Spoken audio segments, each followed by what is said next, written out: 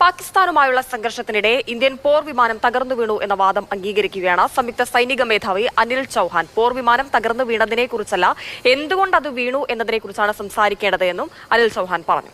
തന്ത്രപ്രധാനമായ അബദ്ധം പിന്നീട് ഞങ്ങൾ തിരിച്ചറിഞ്ഞു, അത് പരിഹരിച്ചു. 2 ദിവസത്തിനകം തന്നെ വീണ്ടും കാര്യങ്ങൾ നടപ്പിലാക്കിയെന്നും സംയുക്ത സൈനിക മേധാവി സിംഗപ്പൂരിൽ നൽകിയ അഭിമുഖത്തിൽ വ്യക്തമാക്കി. പാകിസ്ഥാനുമായുള്ള സംഘർഷത്തിൽ 6 ഇന്ത്യൻ പോർ വിമാനങ്ങൾ തകർന്നുവെന്ന വാദം തെറ്റാണ് എന്നും അദ്ദേഹം വ്യക്തമാക്കുന്നു. ഓപ്പറേഷൻ സിന്ദൂറിന്റെ ഭാഗമായിട്ട് ഇന്ത്യയുടെ പോർ വിമാനങ്ങൾ തകർന്നു വീണോ എന്നുള്ള ചോദ്യം പ്രതിപക്ഷം, പ്രത്യേകിച്ച് രാഹുൽ ഗാന്ധിയും നമ്മുടെ പ്രതിപക്ഷത്തിലുള്ള പല നേതാക്കന്മാരും മാറി മാറി ചോദിച്ചിരുന്നു. ആ സമയത്തൊക്കെ നമ്മുടെ മോദിജിയും മോദിജിയുടെ കൂട്ടരും നമ്മുടെ ഇന്ത്യയിലെ സകല BJP മറ്റ് സംഘപരിവാർ RSS പത്രങ്ങളും സംഘടനകളും ഭയങ്കരമായിട്ട് രാഹുൽ ഗാന്ധിനെ വിമർശിച്ച് ഒരു രാജ്യദ്രോഹി എന്നുള്ള രീതിയിൽ വരെ മുദ്ര കുത്തിക്കൊണ്ടിരിക്കുന്ന സമയമാണ് ഇപ്പോൾ അല്ലേ. അപ്പം നമ്മുടെ തന്നെ സംയുക്ത സേനാ മേധാവി ആയിട്ടുള്ള അനിൽ ചൗഹാൻ കഴിഞ്ഞ ദിവസം സിംഗപ്പൂർ വെച്ചിട്ടുള്ള ഒരു അഭിമുഖത്തിൽ ഇൻ്റർവ്യൂവിൽ പുള്ളി അത് വ്യക്തമാക്കുന്നുണ്ട്. നമുക്ക് പോർ വിമാനങ്ങൾ നഷ്ടമായിട്ടുണ്ട്. ഇത് പറയുന്നത് കോൺഗ്രസിൻ്റെ വക്താവും അതല്ലെങ്കിൽ രാഹുൽ ഗാന്ധിയും അല്ല, ഇന്ത്യയുടെ സംയുക്ത സേനാ മേധാവിയായിട്ടുള്ള അനിൽ ചൗഹാനാണിത് പറഞ്ഞിട്ടുള്ളത്. പുള്ളി പറഞ്ഞിട്ടുള്ള കാര്യങ്ങളുടെ ന്യൂസ് നമുക്കൊന്ന് കേൾക്കാം. One unanswered question since the incident between Pakistan and India, and that is whether or not Pakistan downed an Indian jet, or in fact more than that. Can you confirm? I think what is important is that not the jet being down, but why they were being down. But a jet, at least one jet was downed? Yeah. Why they were. So the good part is that we are able to understand the tactical mistake which we made, remedy it, rectify it, and then implement it again after 2 days, and flew all our jets, again targeting at long range, which I said. Pakistan claims 6 Indian jets were downed. Is it correct in that estimate? Absolutely incorrect, and that is not information which I said is important. What is important is why they were down. That is more important for us. And what did we do after that?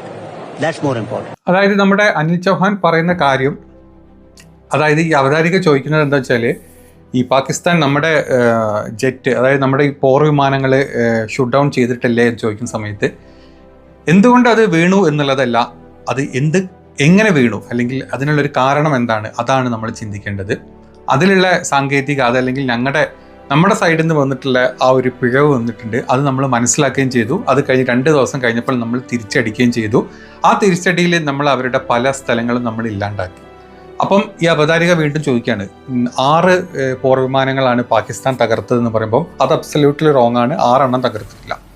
6 എണ്ണം തകർത്തോ അല്ലെങ്കിൽ തകർന്നോ എന്നുള്ളതൊന്നുമല്ല ഇവിടുത്തെ കാര്യം.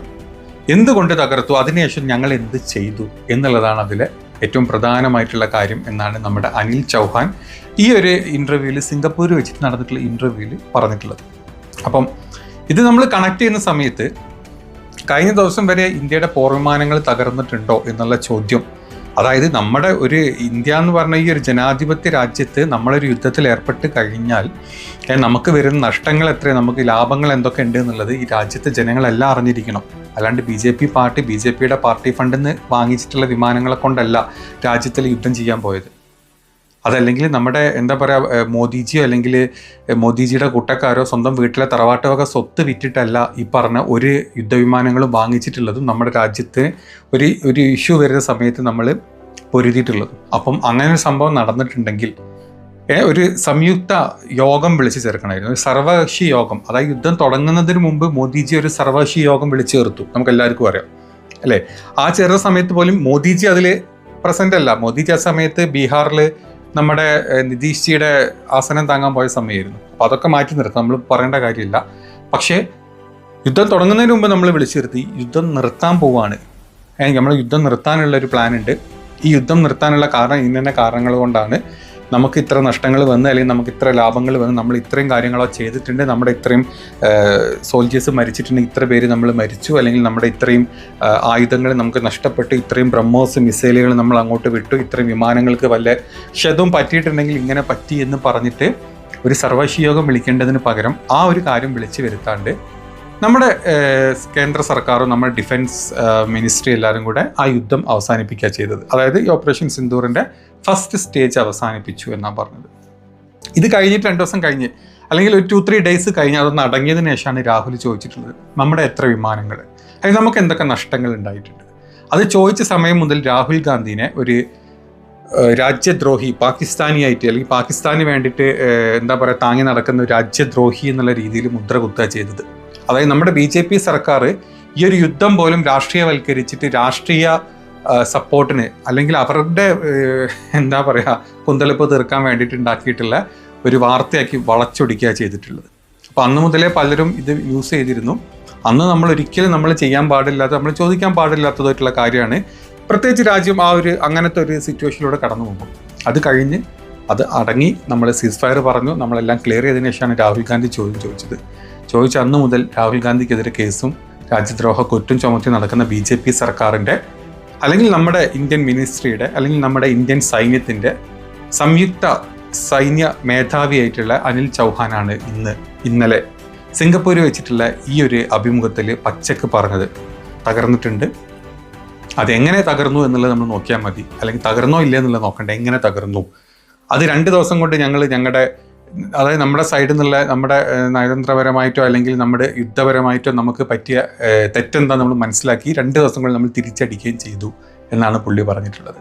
ഇനി ഇതിനെ ഏത് രീതിയിലാണ് നമ്മുടെ കേന്ദ്ര സർക്കാർ അഡ്രസ്സ് ചെയ്യാൻ പോകുന്നത്, അല്ലെങ്കിൽ നമ്മുടെ സൈന്യം, നമ്മുടെ മിനിസ്ട്രി, നമ്മുടെ ഡിഫൻസ് മിനിസ്ട്രി, നമ്മുടെ അമിത് ജി, നമ്മുടെ രാജ്നാഥ് സിംഗ് ഒക്കെ ഇതിന് ഏത് രീതിയിൽ, അല്ലെങ്കിൽ മോദിജി എന്തായാലും വാ തുറക്കില്ല നമുക്കറിയാം, മിണ്ടില്ല, പബ്ബ അത്രയേ ഉള്ളൂ.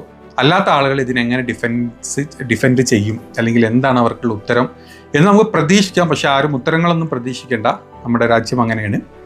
നമ്മൾ ഓപ്പറേഷൻ സിന്ദൂരിന് കഴിഞ്ഞ സമയത്ത് മോദിജിനെ പണ്ടെങ്ങോ ഒരു പട്ടാള ഡ്രസ്സിലിട്ട് ആ ഡ്രസ്സ് എടുത്ത് ഫ്ലക്സ് വെച്ചിട്ട് താഴത്ത് മോദിജി ഇന്ത്യനെ രക്ഷിച്ചു എന്നും പറഞ്ഞിട്ട് ഫ്ലക്സ് അടിച്ച് നടന്നിട്ടുള്ള സംഘികളുടെ കൂട്ടത്തിലാണ് നമ്മൾ ജീവിക്കുന്നത്. അതുകൊണ്ട് തന്നെ സംഘികൾ ഇതിനൊരു ഉത്തരം, അല്ലെങ്കിൽ ഇന്ത്യയുടെ വിമാനങ്ങൾ വീണില്ല എന്നുള്ള ഉത്തരം അവർക്ക് കേൾക്കാൻ വേണ്ട, അവരത് അംഗീകരിക്കാനും പോകുന്നില്ല. അതുകൊണ്ട് തന്നെ അവരുടെ നേതാവായിട്ടുള്ള നമ്മുടെ രാജ്യം ഭരിക്കുന്ന ഒരാളുകളും ഇതിനുള്ളൊരു ഉത്തരം തരും എന്നാരും പ്രതീക്ഷിക്കേണ്ട. എങ്കിലും സത്യാവസ്ഥ ഇതാണെന്ന് ഇങ്ങേരുടെ വായെന്ന് നമ്മൾ കേട്ടു. കഷ്ടം.